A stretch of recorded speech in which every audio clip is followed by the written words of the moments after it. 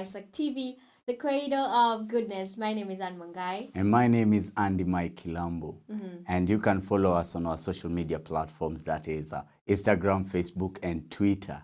And don't forget our SMS lines are running below your screens. Mm-hmm. Good morning. Yes, good morning. The hashtag is always the Morning Dew Show. Now, today being the 28th of July, 2022, we are excited that we are at 11 days to election. We have a lot lined up for you, but first, let's look at what is happening on the headlines. And on the Daily Nation today, there are a lot of stories that are making headlines and exciting stories, in fact. So let us look at the front page of the Daily Nation, and it says, Decision 2022, having 11 days to go, race to the wire.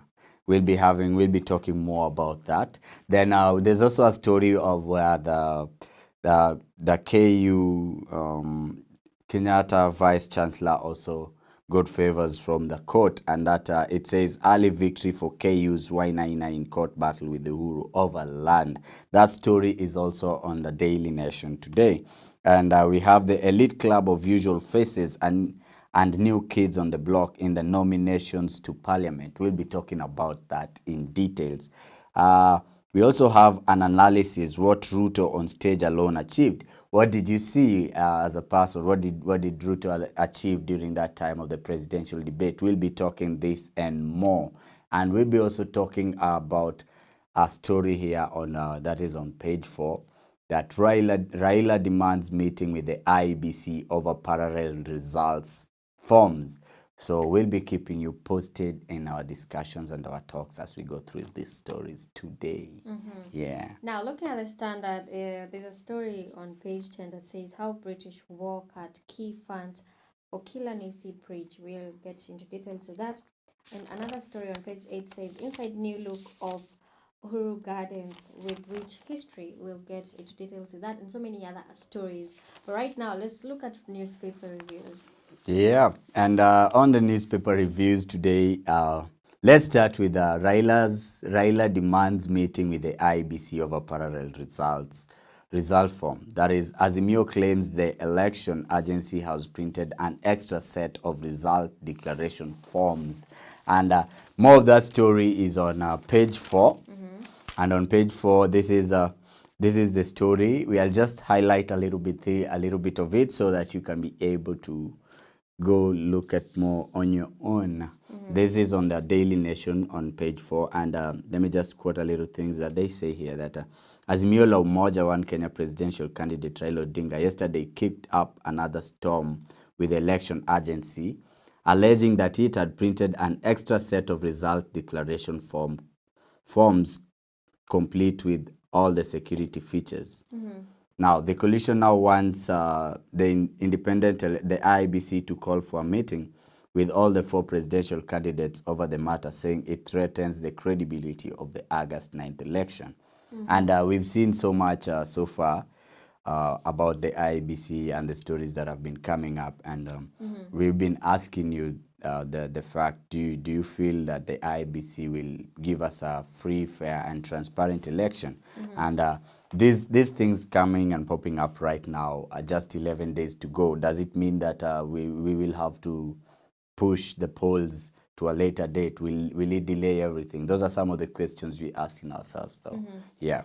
Okay, and in regards to that story, maybe about IBC a bit, there's a story on page 6 on the standard that says that Chebukati is man with hardest job in Kenya today. Will he deliver?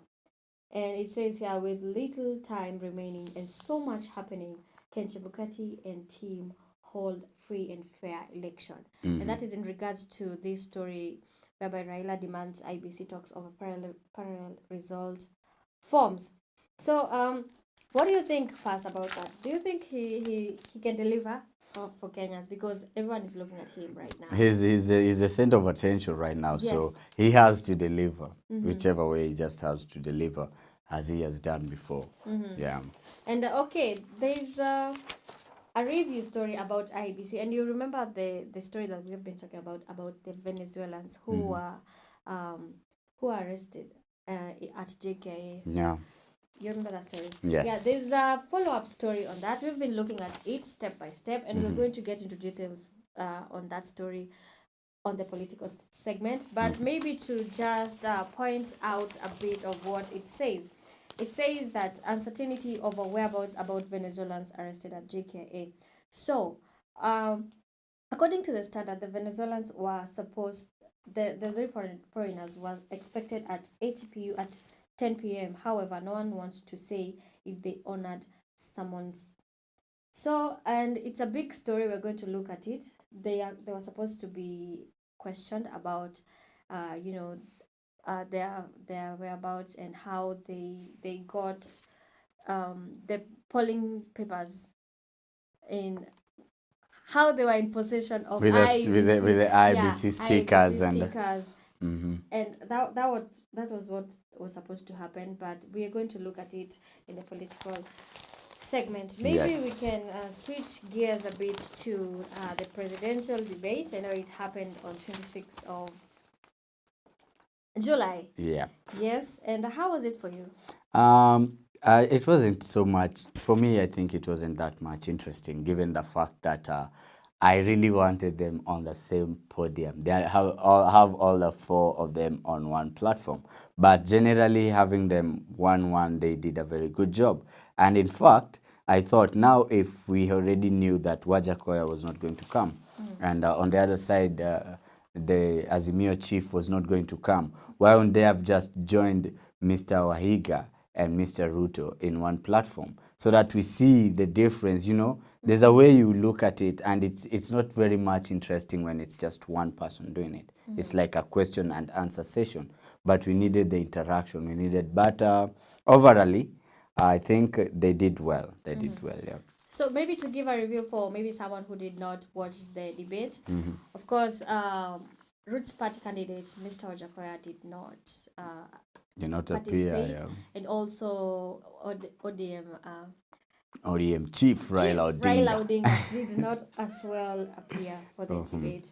But Mr. Maure had some things to say. And in turn, also Deputy President William Ruto had some things to say. And maybe we can highlight a bit of what Agano Party presidential candidate said. And he assured, and it's on the Standard page 3, he assured Kenyans that his first order of business, should he win the August 9 election, would to recover approximately 20 trillion allegedly stashed in foreign countries and use the funds to development locally. So apparently, Agano presidential candidate says he's going to recover 20 trillion stashed in foreign countries. And he was asked how he's going to do that. And also he said, and I quote, "I am the change that Kenya needs. This is my Barack Obama moment. This is my Nelson Mandela moment." That's so powerful. Yes. And still, he was against corruption in its all matters. He really talked about it and how we can get our money back from wherever it is they are. If you didn't watch it, it was a good show. So when Mora took the stage, he insisted he was not afraid to sever diplomats with countries that were holding on to Kenyan funds, should they not return the same. And it says, "I am saying that regardless which country is holding on to stolen Kenyan money, my government will go for them. Kenyan money is being used to develop other countries while we languish in poverty and high cost of living. It is immoral and we will not allow it." Yep. And also in regards to corruption, he said that in the last 10 years alone, there were 22 financial scandals under the Jubilee administration, which had in effect led to an increase in the cost of living. So he talked about a lot of important issues in Kenya. And also he promised to address unemployment by increasing allocation of funds to develop units up to 40% in order to ensure that at least 50 million reached the village council, which is a good thing. Yes, a good thing. And just on the same note, I would like also to bring to your attention an analysis that was done by the Daily Nation on the deputy president, and it continues on page 13. It says, what Ruto on stage alone achieved.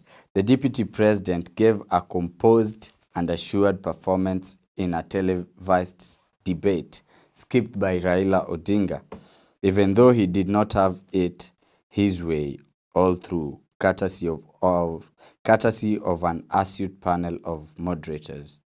So that is, it continues on page 13, just to highlight a little bit of the things that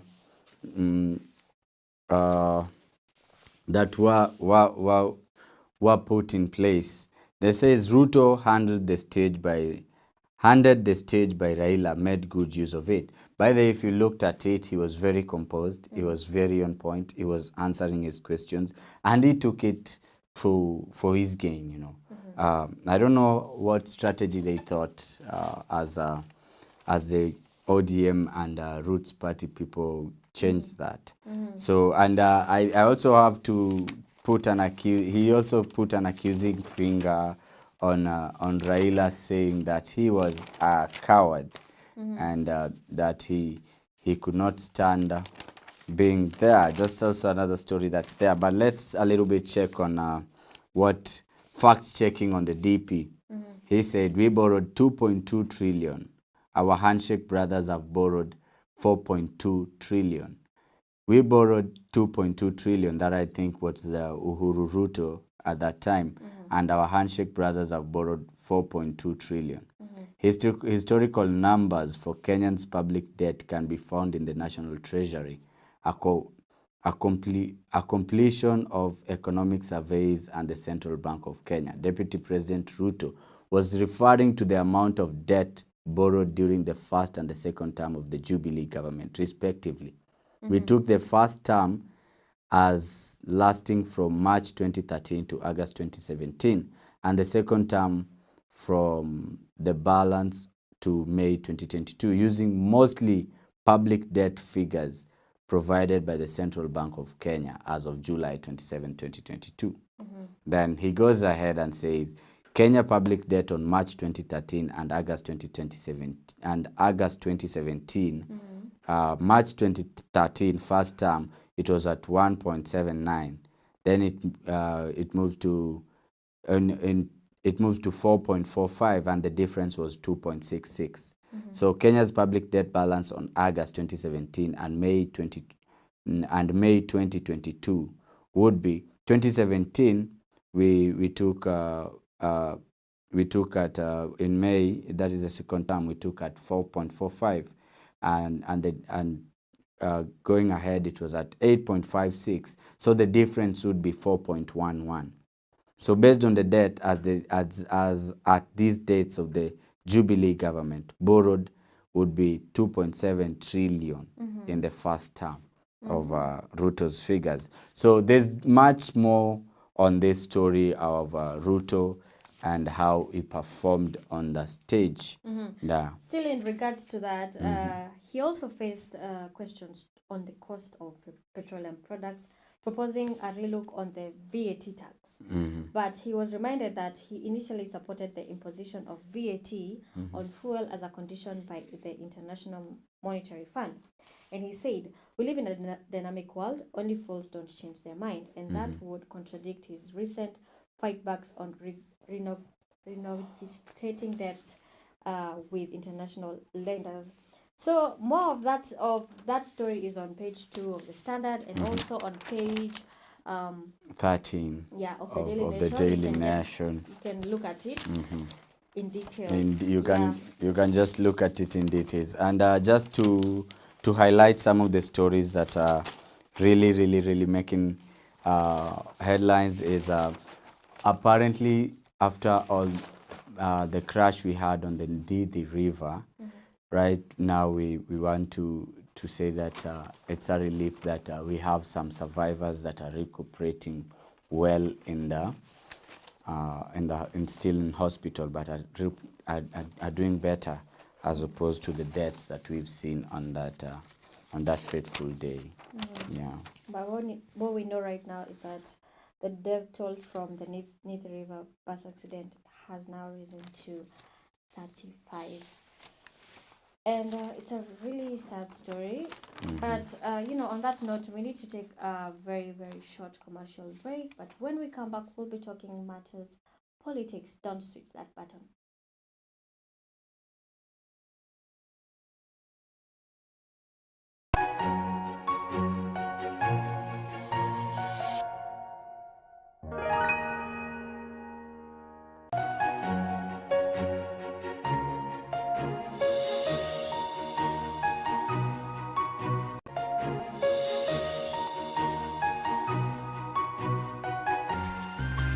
You are watching Dissect TV, the cradle of goodness.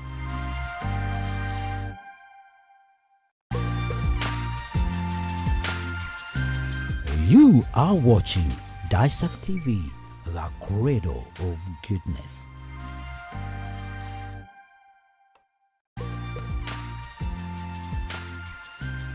You are watching Dissect TV, the cradle of goodness.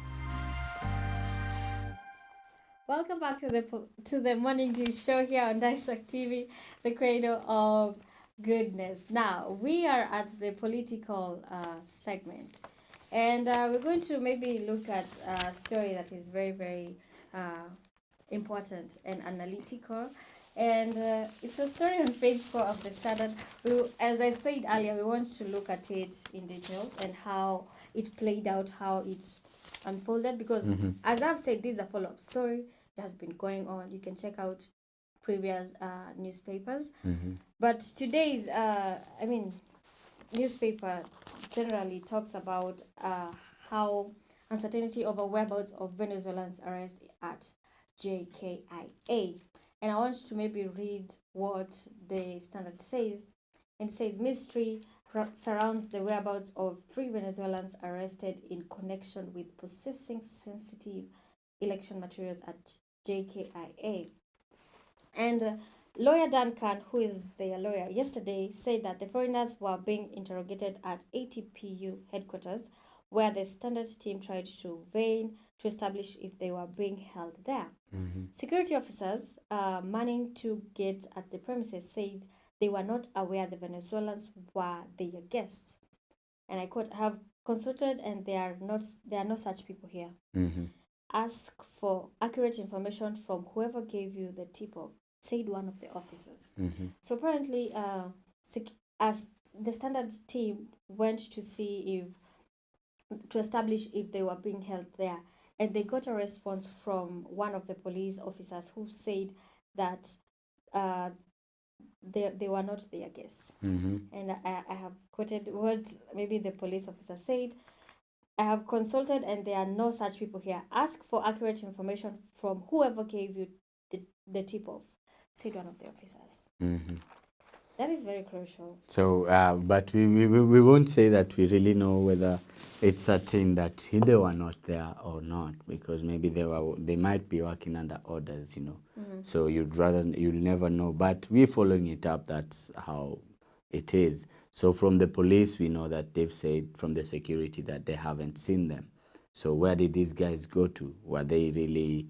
Where are they? Where were they taken to face justice, or what? Those are some of the questions we'll be asking ourselves right now. And the lawyer, that is Duncan Okubasu, said, I know they are there being interrogated right now. Please, can we talk later, because I'm currently held up in a meeting, said Abukaso on a day it had been expected his clients would either be charged, freed, or deported. This was the response he gave. And they were actually supposed to be charged or freed or deported. So, well, let me just ask: do you think it would be ideally that maybe all these things were done in secret without their lawyer knowing that, or maybe the security guards are under strict rules not to disclose if they are there or not? But why would they be there for interrogations without their lawyer? Yeah. Those are some of the questions we are asking ourselves, and we just want you to understand all the dynamics that are happening on this story, and then you'll be able to make a judgment on your own of what you think about this.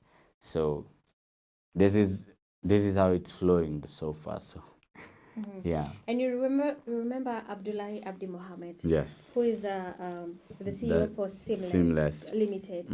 He was questioned about this, and he said, "I will not talk again. You cast me in negative light." So he did not give a response to that. And maybe highlighting what Wafula Chebukati said in a statement, he said that one of the conditions in the tender document was that the bidder should provide a detailed support and maintenance plan and attach documentary proof of ICT technical support staff with a registered office in Kenya.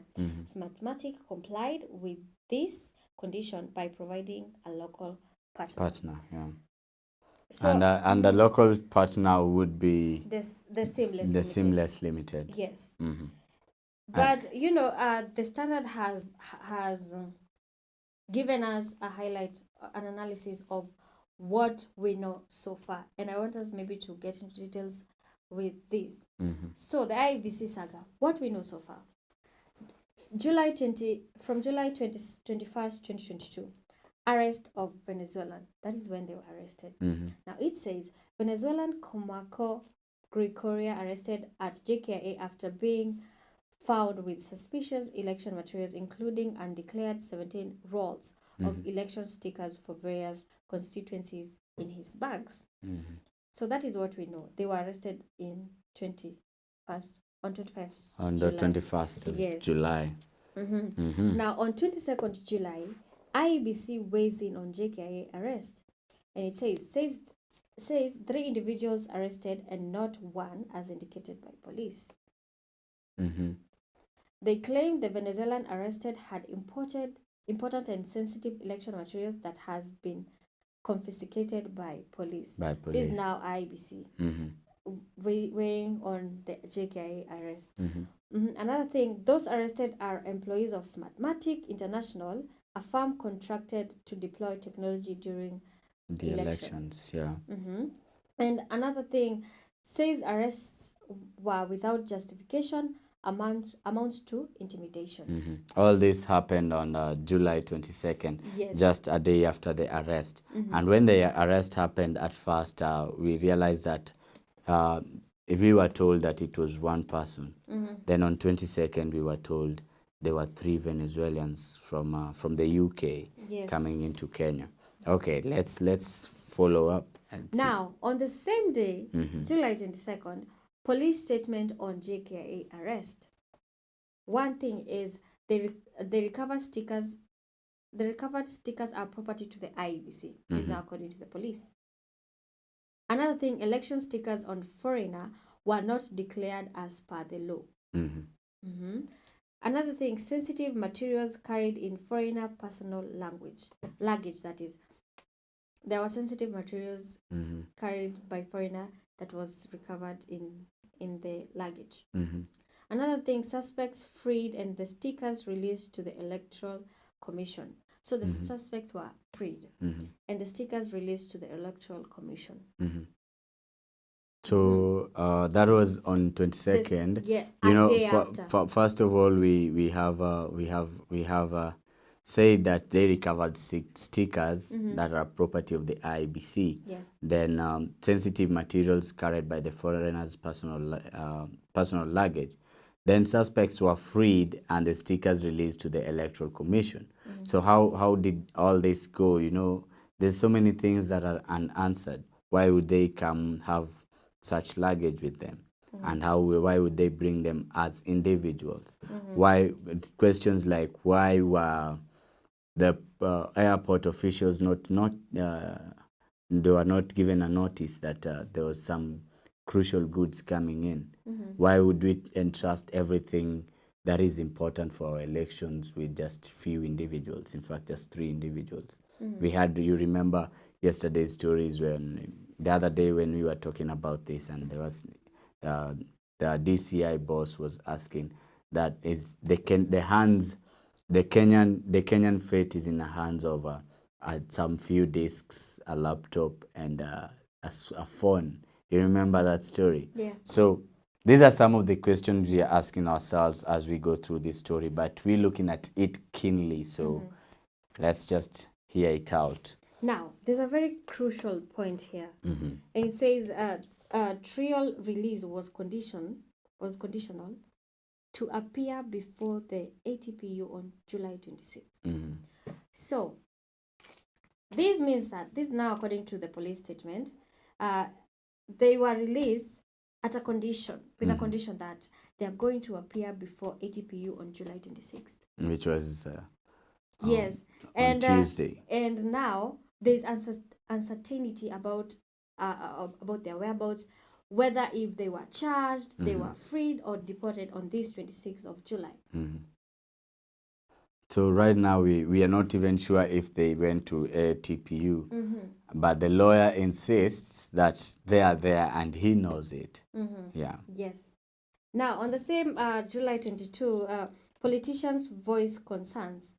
And the first point says IEBC faces accusations of opacity of its operations. And another thing, Azimio politicians castigate IEBC while Kenya Kwanza politicians defend commission. Let me read that again. Azimio politicians castigate IEBC while Kenya Kwanza politicians defend commission. This is now the same day. So apparently that day a lot of things happened. Yeah, it's a lot of things really happened. Yes. And you know that the UDA side was saying they are very confident that the IBC is on the right track. Yet on the other side, the Azimio side was a little bit skeptical, asking a lot of questions and trying to find a way of making it better. So, yeah. Now, let's skip to July 24th, 2022. Police response now to IEBC. And the first point, IEBC boss is lying. Venezuelans' arrests was justified. Now, they are responding to the first point the second point whereby the IEBC say that they were arrested without justification. Now, police says IEBC boss is lying, that the Venezuelans were arrested. The arrest was justified. It was justified, Yes. yeah. Another thing that police says Venezuelans not staff of Smartmatic International or linked to IEBC. This is now according to police. The Venezuelans are not staff of Smartmatic or linked to the IEBC. And we saw that on IEBC remarks on the arrest, they say that they are employees of Smartmatic. Now police says otherwise. They are not staff of Smartmatic. Neither are they linked to IEBC. So how do they come in? Do they come in as members of Seamless Now that is the Technologies? You know, because there's an IT company in Kenya that is in the middle of all this. Between the Venezuelans, there's Semantics and the IEBC itself. Up here in the middle, we have Seamless Technologies, which is a company that was started in 2010, if you look at the website, to improve SMEs, that is small business and small and medium businesses enterprise. For them to have been a part of this whole idea of having the country's decision making, I don't know how they got there though, but these are some of the questions we're asking ourselves and trying to follow up. So please continue. So we've seen so far that the police says that Venezuelans are not staff of Smartmatic, neither are they linked to IEBC. Now another thing, police says trio they were invited by Abdullahi Abdi Mohammed, the CEO of Seamless Technologies. Now this according to the investigation maybe they have done so far.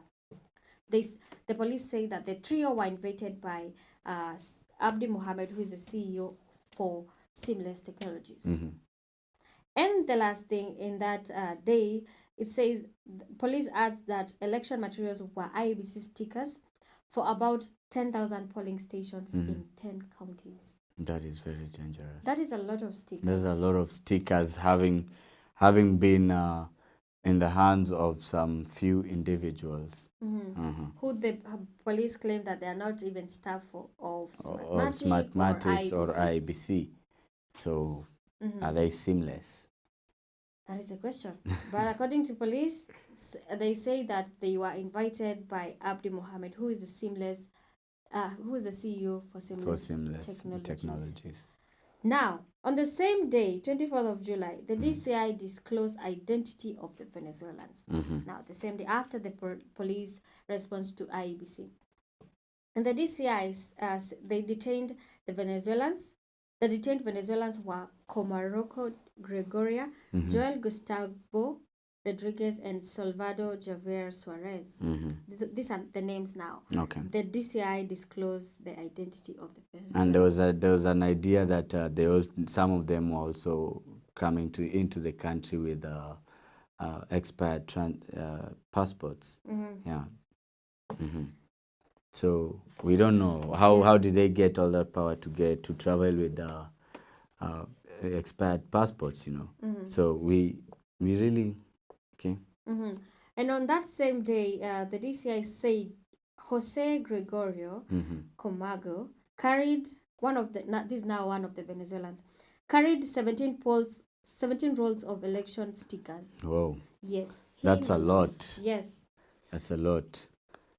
And another thing, the DCI say Joel Gustavo Rodriguez and Salvador Javier Suarez arrived on July 15th with 9 polls and 8 rolls of stickers, respectively. That is, Joel Gustavo had 9 polls, and Salvador had 8. And in turn, Jose Gregorio had 17. So making that to be, if I got that right, let me do the math. That is 41, if I'm not wrong. Okay, that's a lot. In total. That's a lot. Okay, let's maybe switch to July 26th. And the IEBC clarification on stickers. IEBC clarification on stickers. The IEBC say no cause for alarm since election stickers are non-strategic election materials. Okay. There's no cause for alarm. This is now according to IEBC. They say that there's no cause for alarm since election stickers are non-strategic election materials. Another thing, they say that Smartmatic is to provide stickers to aid in labeling the 100,000 KMs kits. Now, this is according to IBC. The stickers is just to label the kits. But, okay. Another thing, the IBC said that Smartmatic has supplied only 14,100 additional KMs kits.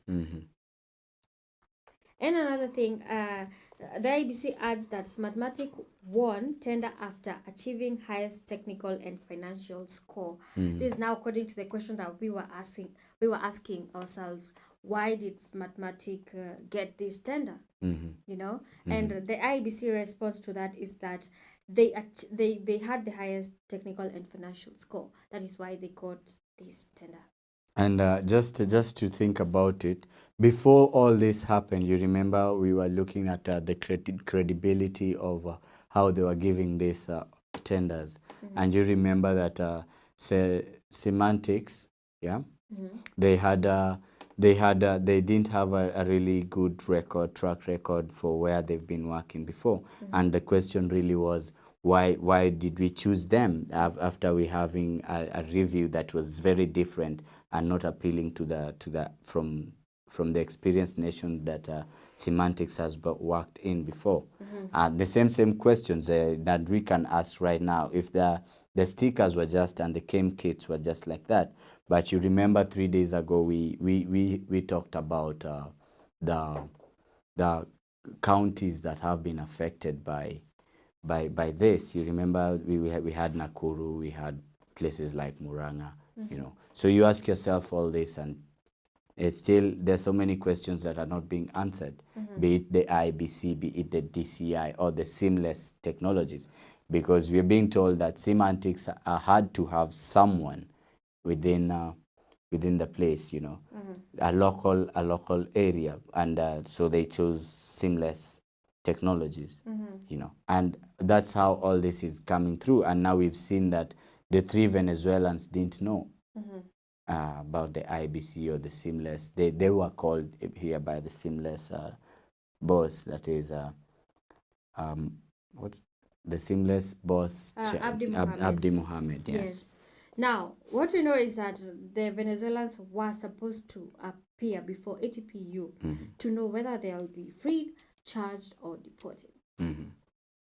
We're still to know whether they were actually, whether that happened, but right now there's uncertainty over the whereabouts of now these Venezuelans. But we'll definitely continue to tell you what this story is, how it unfolds. As I said, it's a follow-up story. It keeps unfolding. This one says this. This other person says this. It's a follow-up story, and we'll definitely tell you what it entails more if we get more information about it.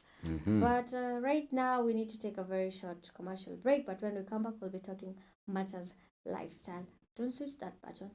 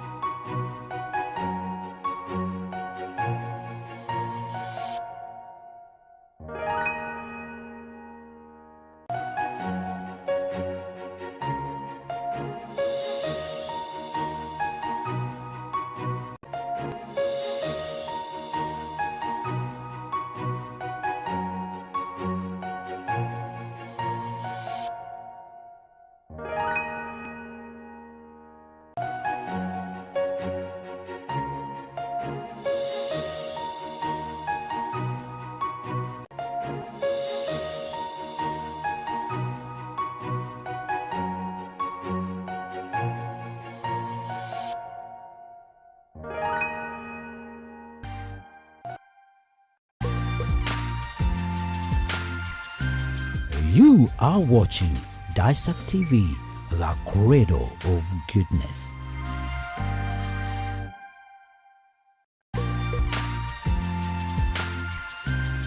You are watching Dissect TV, the cradle of goodness.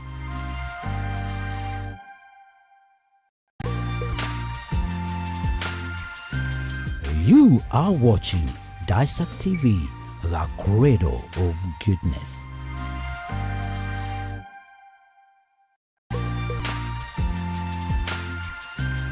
You are watching Dissect TV, the cradle of goodness.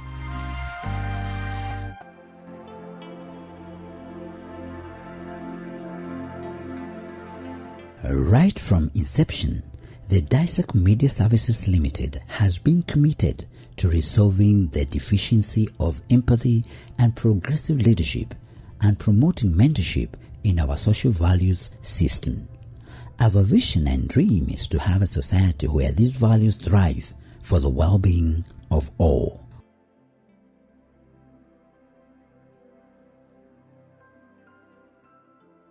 We strongly believe that every human has a right and a responsibility to self-actualize not only their individual potential, but that of the surrounding community. Our media outlets use innovative broadcasts to highlight social challenges and chart the way forward to a progressive future where the elders embrace the energy of the young, while the young acknowledge the wisdom of their elders.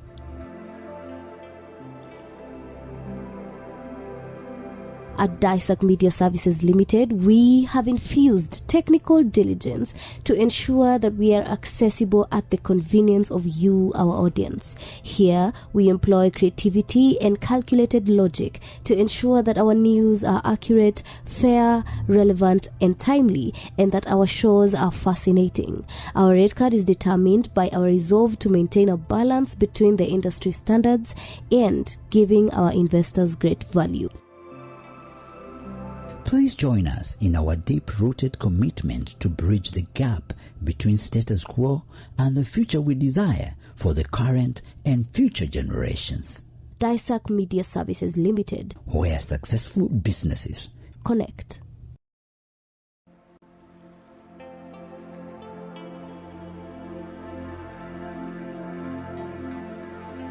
Right from inception, the Daisak Media Services Limited has been committed to resolving the deficiency of empathy and progressive leadership and promoting mentorship in our social values system. Our vision and dream is to have a society where these values thrive for the well-being of all.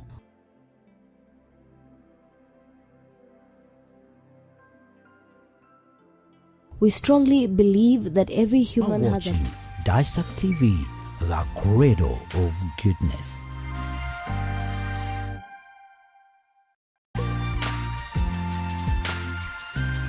You are watching Daisak TV, the cradle of goodness.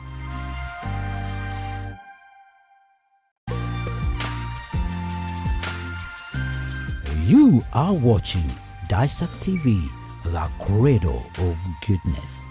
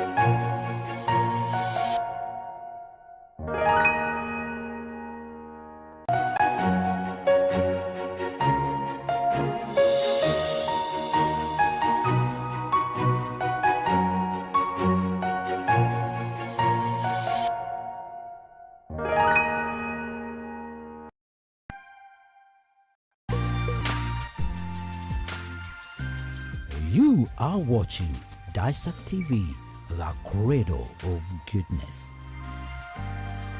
Welcome back to the Morning Dish Show. We are Dissect TV, the cradle of goodness. Remember, you can reach us through our social media platforms, that is Instagram, Facebook, and Twitter at Dissect TV. Hashtag is always the Morning Dish Show. Now, right now, we are at the lifestyle segment, and we have an amazing topic to talk to you about. A very important topic. So it's on page 17 of the Daily Nation, of today's Daily Nation, and it says, "Protect yourself from hepatitis B." Yep. And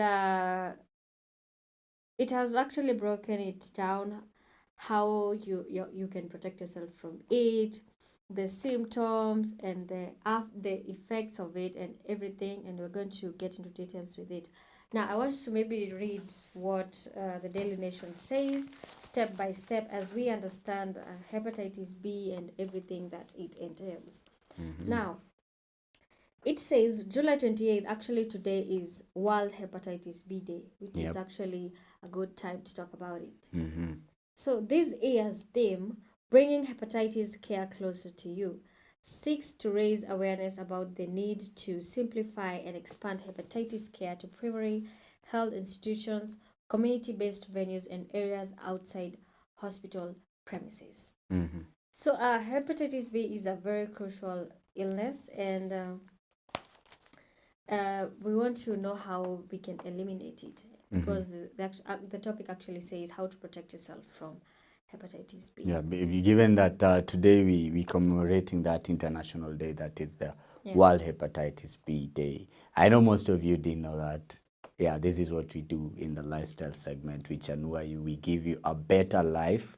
We give you ideas of getting your life in terms of fitness, exercise, what you can eat, what you can't eat. And today we are measuring on the hepatitis B. And it's been a very big issue in Kenya, by the way.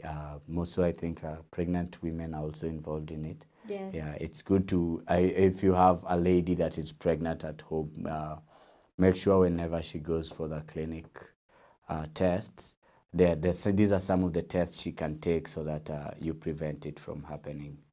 Yeah. Now, and it says here, to eliminate hepatitis, at least 60% of those living with hepatitis B and C must be detected by 2025. And 50% must be cured or getting treatment by 2025. This is now the goal. So the good thing is there's a cure. Yeah. Yeah, that's okay. There's a cure. And we are going to look at it. But if you're not actually detected, you're not tested, and maybe you take a long time before you go for the test, it can be crucial for you. It can lead to other illnesses. But we're going to look at that. But it says here, and I continue maybe highlighting it for you, there is a sort of viral illness that may be passed from one person to another by direct touch. In addition, the chance of transmission is increased by objects that were used by an infected person, as well as having intercourse without protection. Now, this disease can be, if you use an object, maybe a razor or sharp object. Yes, or on a nail cutter. I meant to say a nail cutter or a nail cutter, a sharp object that was used by someone who has this hepatitis B, then you'll get it. Okay, is that true? It's like HIV and AIDS. You don't share sharp objects. Yes, because it's a sort of viral illness. So why would they call it a virus? It's not a virus. It's sort of a viral illness, sort of. Because if you use a sharp object that has been used by someone else, you'll get it. Okay. And in turn, if you have intercourse without protection and maybe this person had it, you'll in turn get it. Yep, that is a very big news. Repeat that. Let me repeat that. If you have intercourse with someone, with an infected person, without protection, you will get the hepatitis B. Okay, so guys, you get the reason why I'm telling you if you guys should go and do these tests before it gets out of hand, because I think if it gets out of hand again, it is very, very, very bad. And containing it would be a problem. So you'd rather know, and please condomize if it has to get there. So there's another thing also, another situation that can make you or you can get this disease. When an infected pregnant woman has a child, there is an increased risk that the virus will be passed on to the unborn child. Yeah, that's why I was just saying that same thing like right now.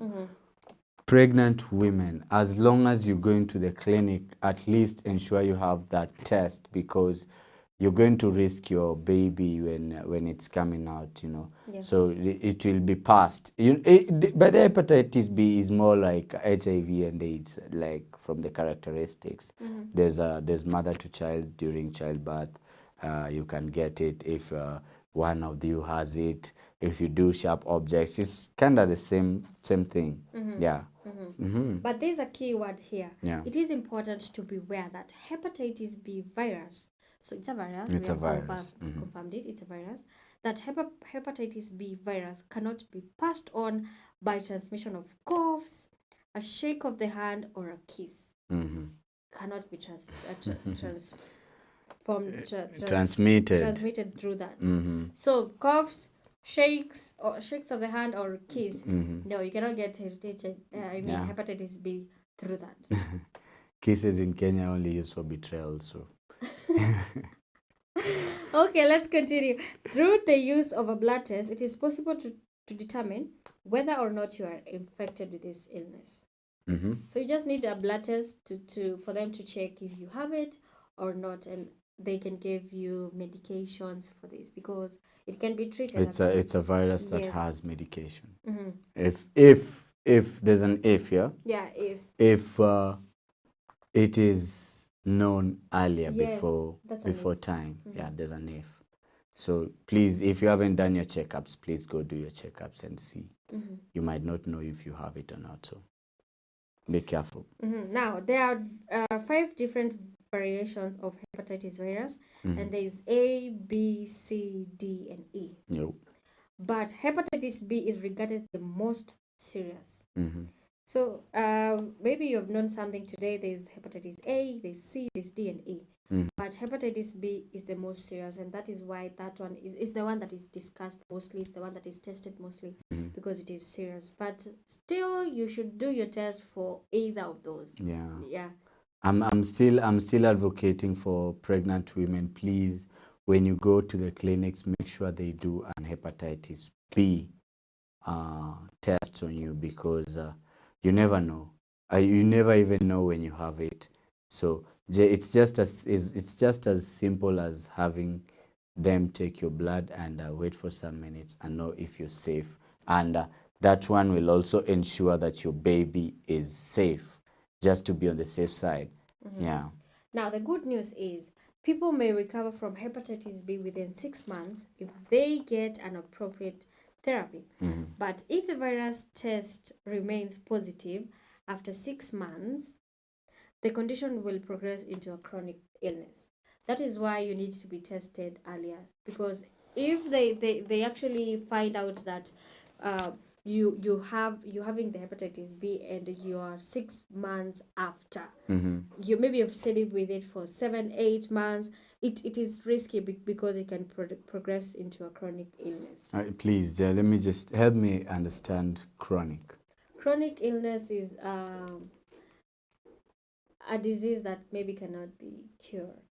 If I am right, I stand to be corrected.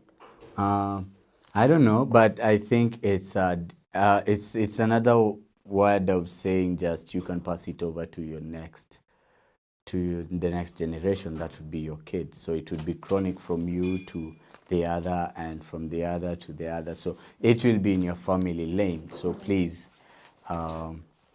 just take good care of yourself and see yourself grow. It is just go there. Today is World Hepatitis B Day. If you really want to commemorate it in the best way you can, please just go out right now, get to a place, a hospital, find yourself the test. So, Mr. Kilambo, a chronic disease is a disease that cannot be cured. I Guy. want to tell you why. Let me read this next point. Let me read this next point for you. Okay. There's a significant increase in like this now after you get the chronic disease. It says that there's a significant likelihood of developing liver cirrhosis and liver cancer. Mm-hmm. We know that cannot be cured. Yeah. Yes, so chronic disease is a disease that cannot be cured. So I was right. Okay. Yeah. I just give that the benefit of the doubt. Anyways. So on a serious note, hepatitis B can lead to a chronic disease, and that is liver cirrhosis or liver cancer. So it's very, very, very important for you to be tested so that you don't get to this point. Yeah, because the fact that it has similarities like HIV and AIDS. Umeona?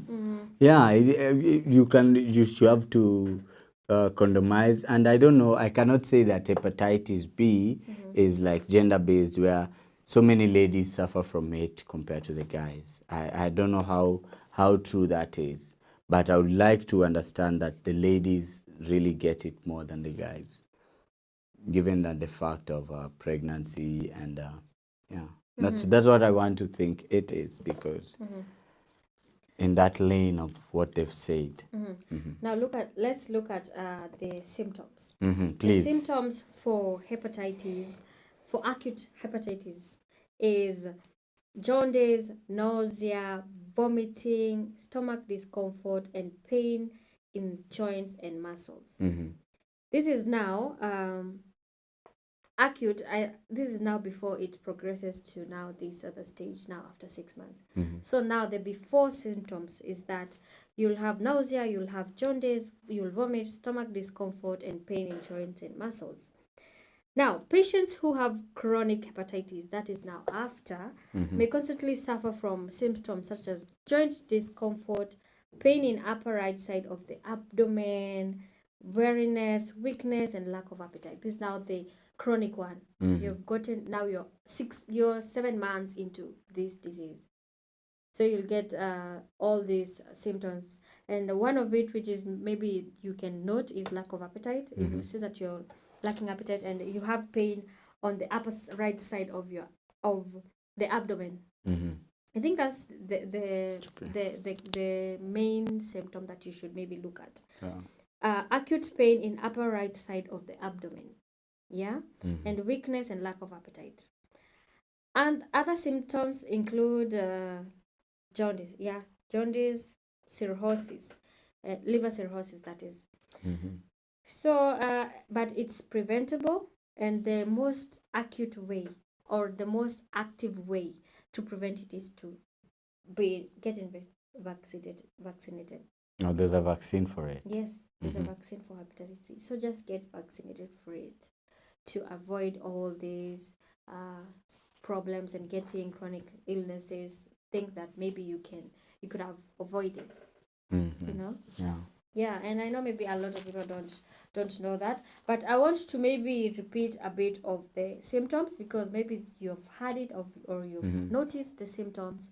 Let me just read it. You know, they come like, you might think it's malaria because you have maybe weak joints, you have stomach pains, but you need to get the key areas like jaundice and abdominal pains, that is on the right side. Maybe just give us that again so that... Now, patients who have acute hepatitis may have symptoms such as jaundice, nausea, vomiting, stomach discomfort, and pain in joints and muscles. So look out for those symptoms. And also patients who have chronic hepatitis, that this now after now the 6 months, may have symptoms such as joint discomfort, acute pain in the upper right side of the abdomen. So look out for that. Weaknesses and liver cirrhosis, and also jaundice. It's still in these chronic hepatitis symptoms. So look out for those symptoms, but the best way to actually prevent it is to be vaccinated. Get vaccinated. That's it. That's the only solution. Get vaccinated, go be checked out, and you'll be fine. You can protect yourself from it because it's a serious virus, but you can. The good thing is that it is curable. Yeah, That's and the if good at thing. all you have it right now, don't fear to go out there and seek medication because it is purely manageable. You can do that before it gets out of hand. That is 6 months down the line. You can just get down there and do it. And I'm still repeating to those ladies or women who are pregnant, please, please, please make sure you have those tests done to you during your clinics so that you be on the safe side and not pass it to your children during birth. Yeah. And remember, today is World Hepatitis Day, rather. And there's a theme for this year, bringing hepatitis care close to you. Yeah. And we have done that today. So make sure you get vaccinated. Just go get checked if you have this hepatitis B. Tell your friends, tell your parents, and everyone around you to get tested for this virus. But right now, that's it for us for now. The show, it has been amazing. Thank you so much for tuning in, for listening to us, and for sitting out and just listening to what we're saying. We really appreciate, and we hope that tomorrow, same time, same place, you're going to be here with us. Right now, I've been your host, Amungai. And I'm your host, Andy Mike Kilambo, and we're doing it again tomorrow, and tomorrow is massive bad news. Don't miss out because we're bringing the house down. Cheers. Have a good day.